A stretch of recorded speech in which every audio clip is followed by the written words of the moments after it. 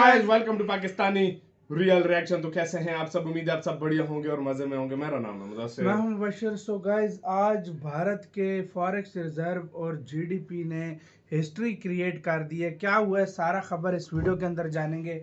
Hindi knowledge show का video, इनके video का लिंक मिल जाएगा डिस्क्रिप्शन में। काउंट करते हैं 3 2 1 एंड स्टार्ट।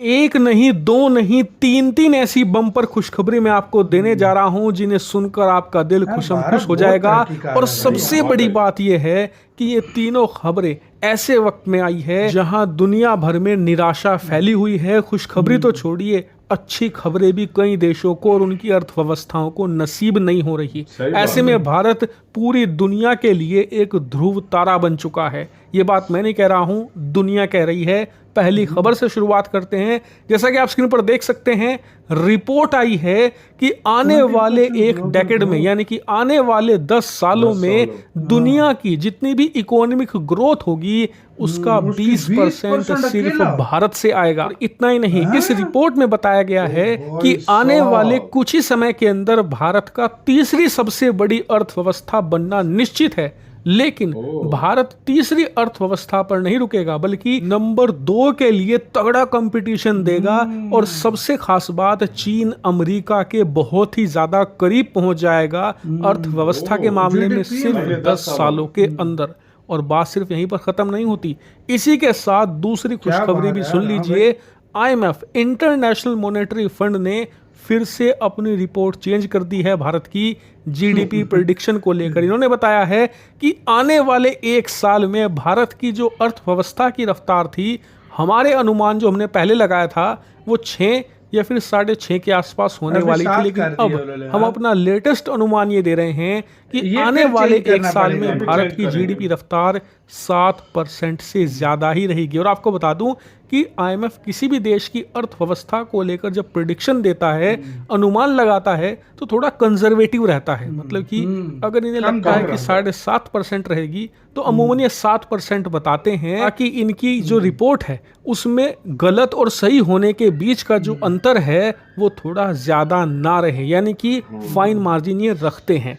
इसीलिए जब ये 7% कह रहे हैं तो मानकर चलिए 7.5 या फिर 8%। और आपको आने वाले कुछ महीनों में दिखेगा भी जब IMF फिर से अपनी रिपोर्ट बदलेगा। और आप देख लेना, ये इस बार के अपने अनुमान में 7% से ऊपर ही यहाँ पर रिपोर्ट और प्रेडिक्शन देंगे। लेकिन बात सिर्फ यहीं पर खत्म नहीं हो जाती। ये तो हमारी जीडीपी को लेकर है, लेकिन जो भारत के खजाने को लेकर तीसरी बड़ी खुशखबरी आई है ना, इसे देखकर आप कहोगे कि यार भारत का खजाना कहीं पागल तो नहीं हो गया, क्योंकि ये पागलों वाली रफ्तार है। कोई भी नॉर्मल देश का खजाना इतनी तेज रफ्तार से नहीं बढ़ता और इसीलिए दुनिया हैरान है। लेकिन हैरान क्यों है, चलिए उसका कारण भी जान लेते हैं। दरअसल आपको पता ही होगा कि अब से 1-1.5 महीने पहले की बात है, भारत का खजाना 650 बिलियन के अल्ले पल्ले झूल रहा था। कभी 645 पर आ जाता, कभी 650 पर, एक बार को तो 640 पर भी चला गया था। लेकिन पिछले 1.5 महीने में ऐसी रफ्तार पकड़ी कि ये 684 बिलियन डॉलर पर चला गया है। और पिछले हफ्ते इसने एक और शानदार उछाल ले ली है, करीबन 5.25 बिलियन की। और इसीलिए आज ये खजाना पहुंच चुका है 689.2 बिलियन डॉलर पर, यानी कि लगभग 690 अरब डॉलर को ये छू चुका है। और सिर्फ अब 10 बिलियन डॉलर दूर है 700 अरब डॉलर के ऐतिहासिक मार्क से। जी हाँ, 700 अरब डॉलर का जैसे ही आंकड़ा छुएगा, भारत एक ऐसा अनसुना इतिहास बना देगा जो आज तक हमने पूरे अपने इतिहास में कभी नहीं बनाया। और इसीलिए दुनिया भर में चर्चा हो रही है,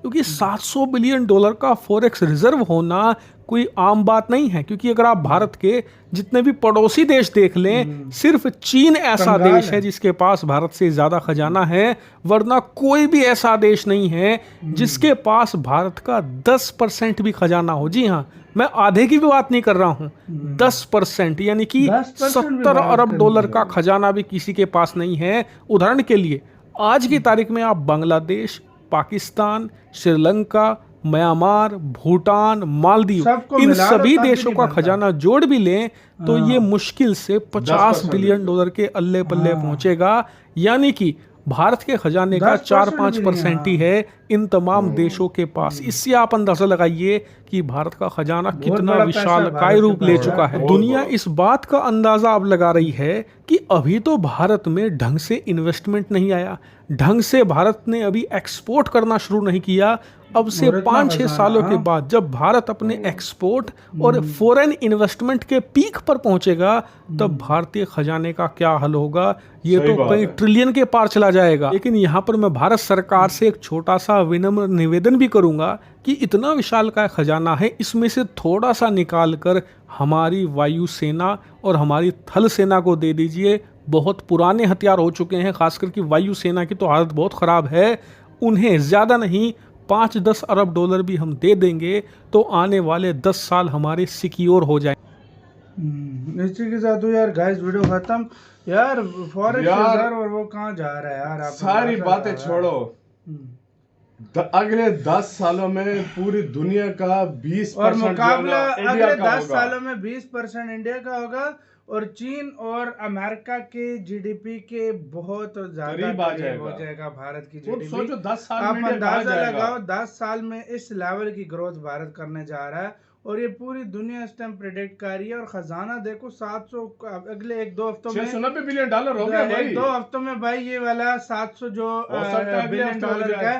और मतलब मुझे लग रहा है अगले साल तक, अगले साल के लास्ट तक है, उससे अगले साल तक 1 ट्रिलियन का जो अपना मार के भारत पूरा कर लेगा यार।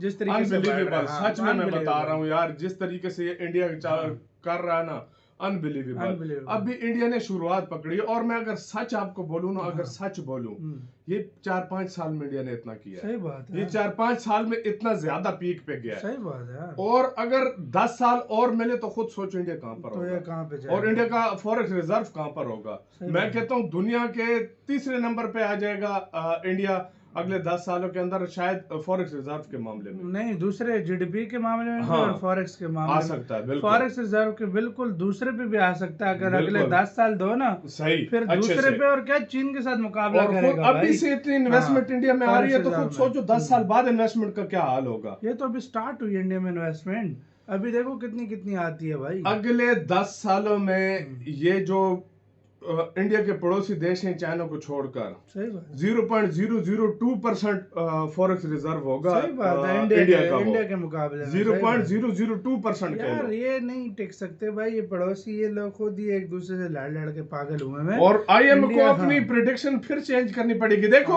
हमने जब पहले एक वीडियो आई थी, अगर आपके पास हो तो देखी हो तो आपको पता होगा, हमने बोला था ये आईएमएफ चेंज करेगा, खुद चेंज किया, ये फिर भी चेंज करेगा क्योंकि भारत की रफ्तार फिर भी चेंज करेगा। वर्ल्ड बैंक ने तो 3 सालों के इकट्ठी दे दिए भाई, हम इससे ज्यादा नहीं कर सकते भाई। तो आपके क्या अपनी राय कमेंट सेक्शन में दे, आप क्या सोचते हैं गाइस। अपना बहुत ज्यादा ख्याल रखना तो यार।